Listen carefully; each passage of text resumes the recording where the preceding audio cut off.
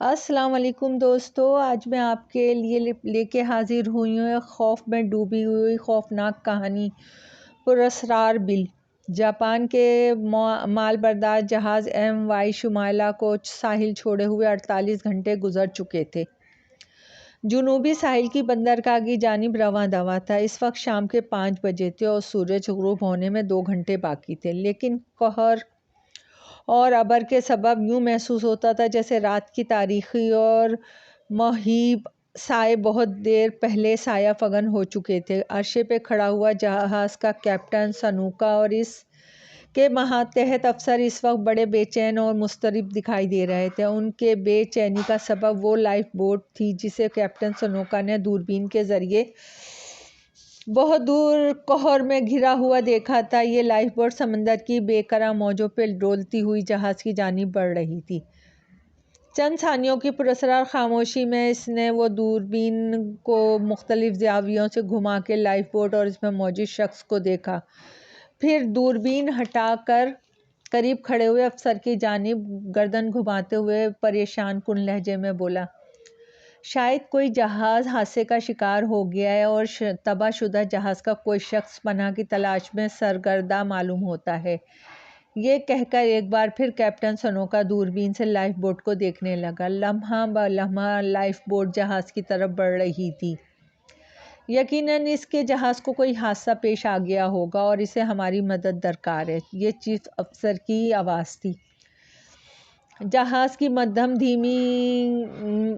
جہاز کی رفتار مدھی کر دی جائے، کیپٹن سنوکا کا حکم تحکم سے بولا، ہمیں فارورڈنگ ڈیک پر چلنا چاہیے تاکہ لائف بوٹ جیسے ہی جہاز سے آ کے ملے اس شخص کو بحفاظت اوپر لایا جا سکے۔ انہوں نے اسباب میں سر ہلا دیا اور پھر چند ہی لمحوں بعد وہ فارورڈ ڈیک پر آ گئے اور 10 منٹ بعد وہ اجنبی جہاز پر ان کے درمیان موجود تھا۔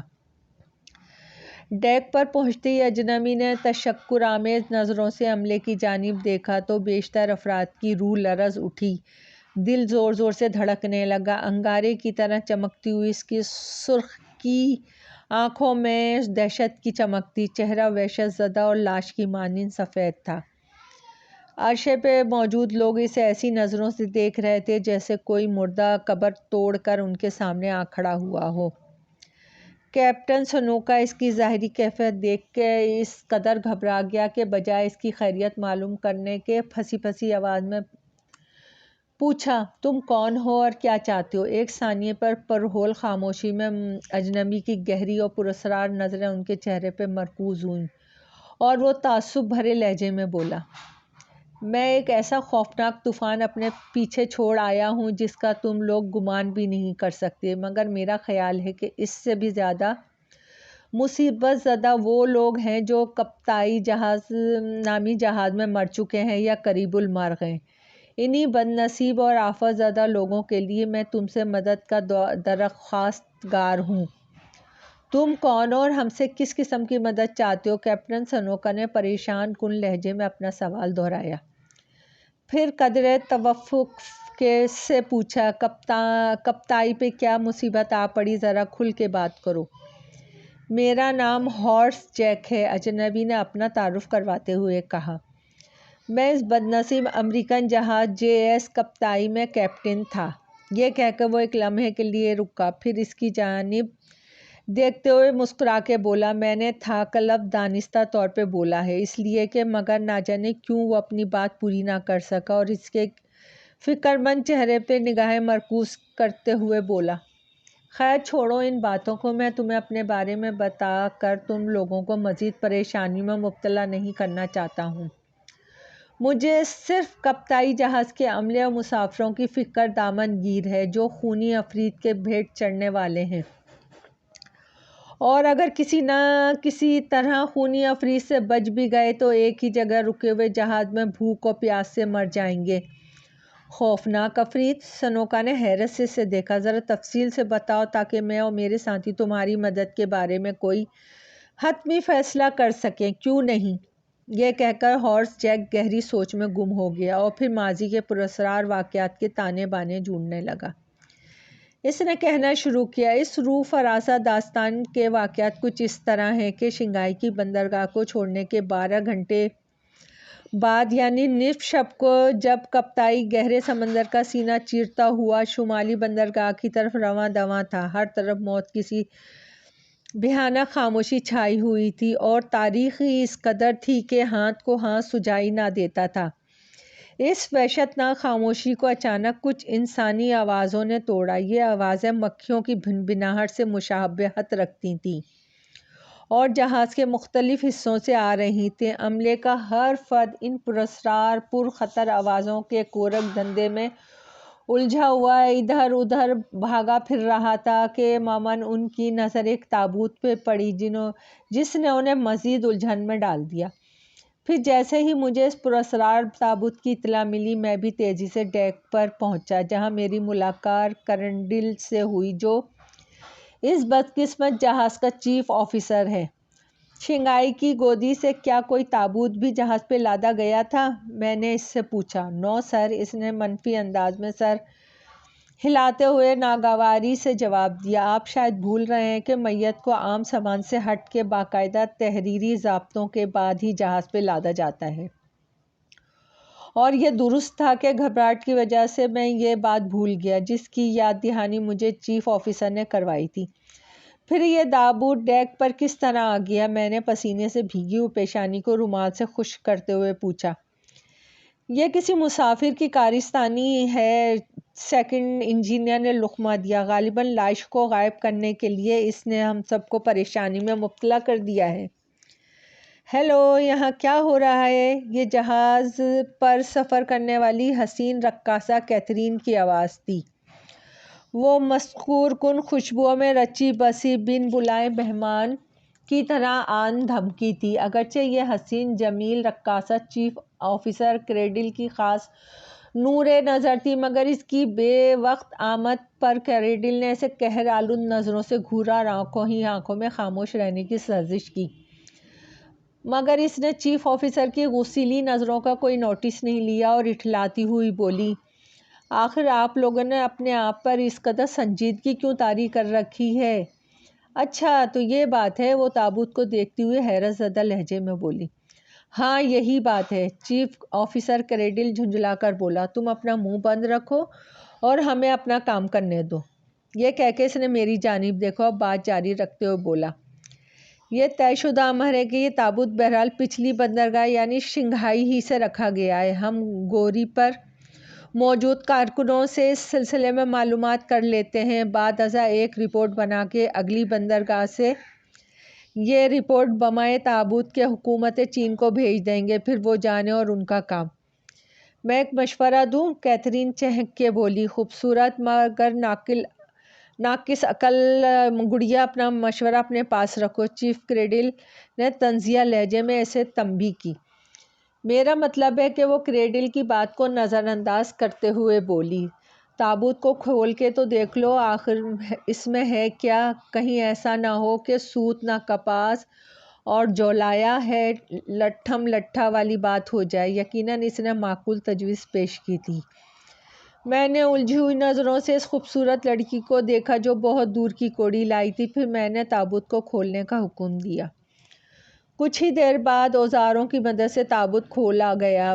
میرے علاوہ عملے کے سبھی افراد نے حیرت سے دیکھا، تابوت خالی تھا، صرف نرم مٹی کی ایک تہہ نظر آ رہی تھی۔ یہ لوگ دیکھ کے ہم سب اطمینان کا سانس لیا۔ پھر میں عملے کے ذمہ دار آفیسر کے مشورے سے اس پراسرار تابوت کو سمندر میں پھینکنے کا حکم دے کے اپنے کیبن کی جانب چل پڑا۔ چیف آفیسر کریڈل صبح سویرے اٹھنے کا عادی تھا، مگر اس دن خلاف معمول 9 بجے تک بیدار نہیں ہوا۔ اس اثنا میں اسٹوورٹ کئی بار اس کے بند کمرے کو دیکھ کر واپس چلا گیا۔ بعد ازاں اس نے مجھے مطلع کیا۔ میں خود چیف آفیسر کریڈل کے کیبن تک آیا۔ اس دوران عملے کے کئی افراد بھی آ چکے تھے۔ مسلسل دستک دینے اور اسے جگانے کی لاحاصل کوشش کے بعد دروازے کا قفل توڑ دیا گیا اور پھر اندر کا جو دل خراش روح فراسا منظر ہم نے دیکھا وہ ناقابل بیان اور ناقابل یقین تھا۔ بستر پہ چیف آفیسر کریڈل لاش کی صورت میں چت پڑا ہوا تھا. اس کی ناک، کان اور منہ خون سے بھرا ہوا تھا اور آنکھیں کچھ اس طرح خوف و دہشت سے پھٹی ہوئی تھی جیسے مرتے مرتے اس نے کسی عجیب اور ڈراؤنی شے کو دیکھا ہو. اس کی اس پراسرار اور اذیت ناک موت پہ ہر شخص اپنی جگہ پتھر کی طرح ساخت ہو گیا تھا. چند ثانیوں کی المناک خاموشی کے بعد میں نے گردن گھما کے ان کے سوگوار چہروں کو دیکھا اور پھر آگے بڑھ کے کریڈل کے خون آلود چہرے پہ چادر کھینچ دی. کچھ ہی دیر بعد سرجن کارٹر آیا اور اس نے لاش کا بغور معائنہ کیا. ہر طرح کی تفتیش اور جانچ پڑتال کے بعد بھی وہ کسی نتیجے پہ نہیں پہنچ سکا کہ موت کی اصل وجہ کیا ہو سکتی ہے. بعد ازاں رنج و الم میں ڈوبے ہوئے لوگوں کی میت میں کریڈل کی میت سمندر میں بہا دی گئی. اسی شام کو میں ملول اور دل گرفتہ سے اپنے کیبن میں واپس آیا تو میری خالی نظریں سے حد نظر تک پھیلے ہوئے سمندر کو دیکھ رہی تھی. تم یہاں کھڑی کیا کر رہی ہو؟ میں نے پوچھا. میری آواز سن کے وہ پلٹی اور فکرمند نظروں سے میری جانب دیکھتے ہوئے اس نے شکایت کی. اتنا بڑا حادثہ گزرا اور آپ نے ہمیں خبر تک نہیں دی. حالات ہی کچھ ایسے تھے. میں نے اسے یوں بھی یہ جہاز اور ہم مسافروں کو ہر بات بتانے کے پابند نہیں. خیر کوئی بات نہیں. تعصب سے بولی. پھر قدرے توقف سے اس نے پوچھا موت کی وجہ کیا تھی؟ خدا ہی بہتر جانتا ہے. میں افسردگی سے بولا. اسی لمحے میرے کیبن میں فون کی گھنٹی بجی. میں اس سے معذرت کر کے فون ریسیو کرنے چلا گیا. فون سیکنڈ آفیسر ہی کا تھا. اس نے جب مجھے بتایا کہ وہ پراسرار تابوت پھر سمندر میں جہاز کے ساتھ ساتھ بہہ رہا ہے تو میرے پیروں تلے زمین نکل گئی. میں پریشانی کے عالم میں واپس پلٹا اور کیتھرین کے چہرے پہ طاہرانہ نظر ڈالتے ہوئے اسے یہ بات بتائی اور کہا میں ذرا ڈیک نمبر B تک جا رہا ہوں. خدا خیر کرے. وہ سینے پہ سلپ کا نشان بناتی ہوئی خوفزدہ لہجے میں بولی. پھر میں نے جاتے جاتے اس کے ہونٹوں کو مسلسل ہلتے ہوئے دیکھا. شاید وہ اس ناگہانی مصیبت سے نجات کے لیے دعائی کلمات پڑھ رہی تھی. 10 منٹ بعد سیڑھیاں چڑھتا ہوا ڈیک نمبر B پر آیا اور ریلنگ سے جھک کر اس تابوت کو دیکھا جسے میں اپنے خیال کے مطابق میلوں دور سمندر میں چھوڑ آیا تھا. پانی کی پرشور لہروں کے زیر و بم میں وہ تابوت جہاز کے ساتھ ساتھ بہہ رہا تھا. چند لمحوں میں اس تابوت کی واپسی کی خبر عملے میں پھیل گئی اور اس منظر نے ہر شخص کو خوفزدہ کر دیا. چند ثانیے پر ہول خاموشی کے بعد میں نے عملے کے افراد کو مخاطب کرتے ہوئے کہا کوئی خوفناک عفریت ہمارا پیچھے لگ گیا ہے اور اس خطرے سے تمام مسافروں کا آگاہ کر دو. اور پھر میں نے انہیں دور دراز کا سفر ملتوی کرنے کا حکم دیتے ہوئے قریب ترین پورٹ کا راستہ اختیار کرنے کا حکم دیا. میری تسلی آمیز باتوں کا عملے پر خاطر خواہ اثر نہیں ہوا. وہ خوف اور شرمندگی کے عالم میں سمندر کی لہروں پہ ڈولتے ہوئے تابوت کو دیکھ رہے تھے جو کبھی غائب ہو جاتا کبھی اچانک نمودار ہو کے لہروں کے دوش بدوش ہچکولے کھاتا ہوا کپتائی کے ساتھ ساتھ حرکت کرنے لگتا.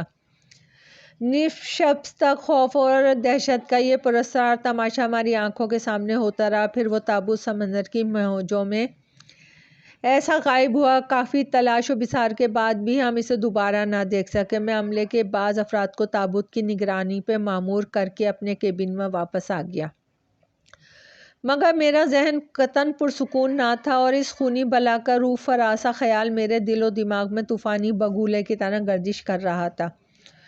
کچھ دیر بعد مجھے معلوم ہوا کہ ڈیک میں متعین کارکنوں نے دوبارہ تابوت کو نہیں دیکھا تھا. عملے کے دوسرے افراد جہاز کے چپے چپے میں پھیلے ہوئے تابوت یا کسی اور پراسرار شے کی تلاش میں سرگرداں تھے لیکن تاحال کسی نے کوئی ایسی چیز نہیں دیکھی.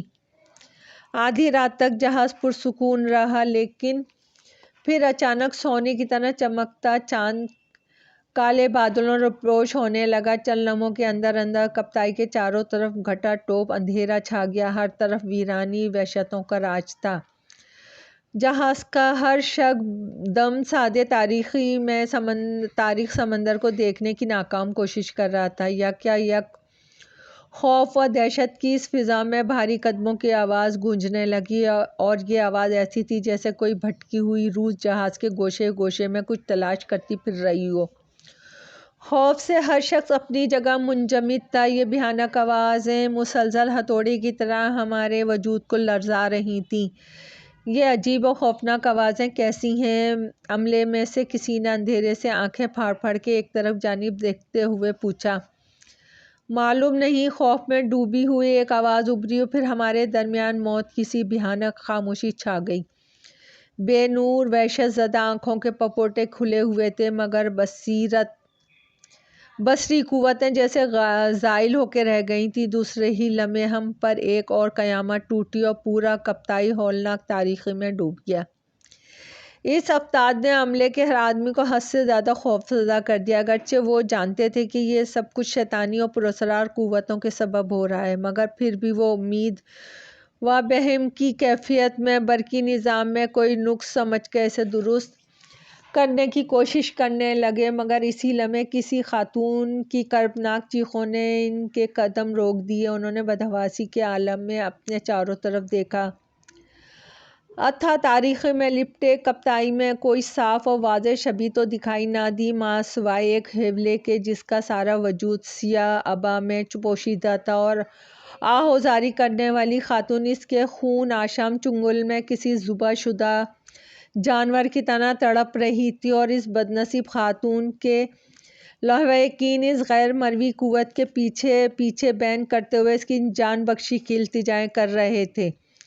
جہاز کے بہت سے کارکن بھی چیخ پکار سن کے اس یاسیبی بلا کے پیچھے دوڑے۔ شاید کسی جانب سے فائر بھی کیا گیا، مگر نتیجہ بے اثر رہا۔ برج پہ سے گزر تو اس آفریت نے ایک بار گردن گھما کے ہماری جانب دیکھا تو اس کا مردہ جیسا سفید چہرہ، اس پہ چنگاری کی طرح چمکتی ہوئی آنکھیں دیکھ کے ہم میں سے کئی کی چیخیں نکل گئیں۔ یقیناً وہ کوئی خبیث روح تھی جس نے اپنی خباثت کا ایک اور تماشا دکھایا اور اس خاتون کو لے کے سمندر میں کود گیا۔ ہم لوگ بہت تیزی سے ریلنگ کی طرف لپکے اور سمندر میں جھانک کر دیکھا، مگر وہاں کچھ نہیں تھا سوائے پانی اور سمندری جانوروں کے شور کے۔ میں نے مسافروں اور جہاز کے دیگر عملے نے بخش خود اس عفریت کو ایک عورت کے ساتھ سمندر میں چھلانگ لگاتے ہوئے دیکھا تھا، لیکن یہ کس قدر حیرت کی بات تھی کہ کچھ ہی دیر بعد اس عورت کی لاش جہاز کے گودام میں پڑی ہوئی ملی، جس پہ موت کی تاریخی ظاہری علامتیں ہو بہو وہی تھیں جو اس سے قبل ہم چیف آفیسر کریڈل کی لاش میں دیکھ چکے تھے۔ دوستو، کہانی ابھی جاری ہے۔ پسند آئی تو لائک اور سبسکرائب کیجیے گا۔ آپ کی دعاؤں کی طلبگار۔